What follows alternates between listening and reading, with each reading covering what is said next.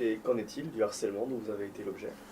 Alors, écoutez, c'est l'histoire. Moi, j'aime beaucoup l'histoire, donc je sais bien que l'excès de notoriété malheureusement, qui me concerne, ne peut amener qu'un excès, un déchaînement de, de haine proportionnée. Ne vous inquiétez pas, il y a autant de gens qui m'adorent, il y a des gens qui m'envoient des cadeaux, des gens qui me félicitent, qui me soutiennent, des gens qui m'applaudissent quand je passe, des gens m'arrêtent pour avoir des selfies. C'est plus. euh, Effectivement, ça prend une ampleur que je trouve trop importante. Et à l'occasion, ça suscite des diffamations.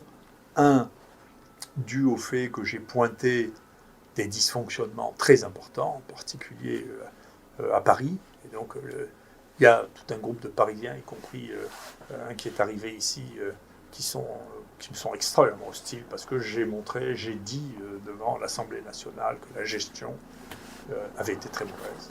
Et que donc, un jour, la lumière sera faite sur cet épisode-là. Et ça sera autre chose que des diffamations qu'on fera là. C'est un contrat, est-ce qu'il aurait pu y avoir moins de morts? C'est une vraie question. Cette question-là, je pense bien qu'il y a des gens qui la craignent. Hein. Je suis assez lucide là-dessus. Et donc, il arrive à peu près n'importe quoi. Là, on a inventé, marquant mon nom, hein, que j'avais, moi, fait des essais thérapeutiques sur la tuberculose. Ça fait 20 ans que je n'ai pas vu une tuberculose. Moi, je ne savais même pas de qui il s'agissait. Il n'y a jamais eu d'essai thérapeutique qui ait été fait sur la tuberculose. On avait proposé de faire, comme il y a une dizaine d'études dans le monde, mais ça a été refusé, de faire un traitement raccourci de la tuberculose. Ça nous a été refusé, on n'a fait aucun traitement raccourci de la tuberculose, point final. Donc c'est très bien. L'ANSM est venu ici, ils sont des gens très sérieux. Ils ont examiné, ils ont passé une semaine ici à regarder tous les dossiers, les fouiller, etc. Moi j'attends avec beaucoup de sérénité le compte-rendu de leur visite ici. Je suis très serein, je n'ai pas d'état d'âme. Ils aient trouvé quelque chose où ils pensent qu'ils sont en désaccord sur des choses mineures, sur lesquelles il n'y a pas de mort, il n'y a pas de blessés, il n'y a pas de choses, mais ils pensent qu'on a interprété la réglementation d'une manière différente de ce qu'ils interprètent. Très bien, c'est possible. Bon, écoutez, je ne me prends pas pour Dieu, je ne crois pas que je sois exempt d'erreurs. Donc je fais des erreurs, très bien, je fais des erreurs. Donc il y a une mission de l'IGAS, il y a GNR qui est en cours, très bien, ils nous ont demandé les documents de tout ce qu'on fait, vous savez, on fait tout dans les règles, parce que même si ce n'était pas spontanément notre manière de faire, comme on sait que tous les ans, on a une visite, une inspection, vous savez, je peux vous dire que les dossiers sont à jour. Hein.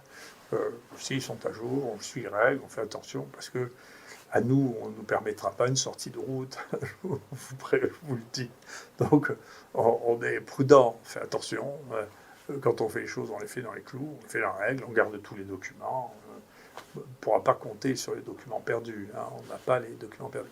Mais ce qui se révèle à cette époque-là, c'est avec ce niveau de tension que je n'avais pas vu. Je savais que ça s'est passé pendant la guerre, parce que, bien sûr, je le dis souvent, mes parents m'ont passé tous les dimanches à me raconter leur guerre. C'est bien sûr, la diffamation, deux, la délation, c'est les dénonciations anonymes sur des choses qui sont inexactes, qui ont franchi un cap, là, qui ont utilisé des dossiers de malades. On n'a pas le droit de faire ça. Ça peut être puni de 15 000 euros et de 1 an de prison, de briser le secret médical pour l'utiliser à des fins différentes de la médecine. Et donc là, on voit bien que pour l'épisode du Mediapart, il y a des dossiers qui ont été transmis par je ne sais qui, mais bien sûr, on portera plainte pour essayer de trouver qui a fait ça. Moi, mon propre dossier, celui de ma femme, celui d'autres de mes collègues, a été violé dans cet établissement, l'assistance publique de Marseille. Et donc j'espère qu'il y aura une enquête nationale qui va être mis fin à cette histoire, parce que sinon, ça veut dire que pour me nuire, on peut regarder le dossier de n'importe quel malade, envoyer ça dans la presse et dire, regardez, y compris les malades que j'aurais jamais vus, regardez ce qu'ils font comme bêtises à l'assistance publique, et pas à l'assistance publique, parce qu'on dit, Il n'y a pas de dossier de malade dans l'IHU, il y en a zéro. Tous ces dossiers, c'est l'assistance publique. L'assistance publique loue des locaux dans l'IHU, met des malades dans l'IHU, a des médecins qui travaillent dans l'IHU, mais l'IHU est le propriétaire des murs.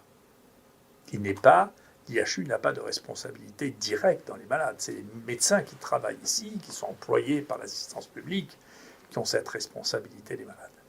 Donc, il faut faire très attention. Et d'ailleurs, c'est la raison pour laquelle toutes nos données sont accessibles. Ce ne sont pas nos données à nous, ce sont des données à assistance publique. D'accord ? Il faut que l'assistance publique s'occupe de sécuriser la confidentialité, le secret médical des médecins, où il faut arrêter l'informatique. Si on n'est pas capable de contrôler ce qui se passe là, ça veut dire que tout le monde peut avoir ses données médicales utilisées pour X raisons, sans qu'ils le sachent, et non anonymisées. Là, il s'agit de gens qui sont parfaitement reconnaissables. D'accord ? Donc, il faut faire très très attention, là, que la haine n'aveugle pas les gens. C'est ce qui se passe, là. Les gens sont aveuglés par la haine. Et quand ils sont aveuglés par la haine, comme ça, je pense que les autorités doivent se poser des questions très très très très précises. Est-ce qu'on peut donner des responsabilités de cette nature pour des gens qui, pour avoir raison, sont prêts à transgresser des règles qui sont millénaires, hein. Vous savez, c'était le serment d'Hippocrate, mais ma bouche taira les secrets que j'aurais vus dans la maison de mes patients. C'est le serment d'Hippocrate. Moi, j'ai prêté ça comme serment. Alors, donc, c'est très, très grave, d'accord ? Donc, il s'agit de dire que je suis un imbécile, que je m'en fiche un peu. J'ai ma propre opinion là-dessus, qui n'est pas bouleversée par l'opinion des autres. Mais ça, là, on touche à quelque chose qui est intouchable. On n'a pas le droit. C'est l'État qui doit garantir notre sécurité et c'est les fonctionnaires d'autorité qui doivent garantir notre sécurité et j'attends bien qu'ils le fassent. Merci beaucoup.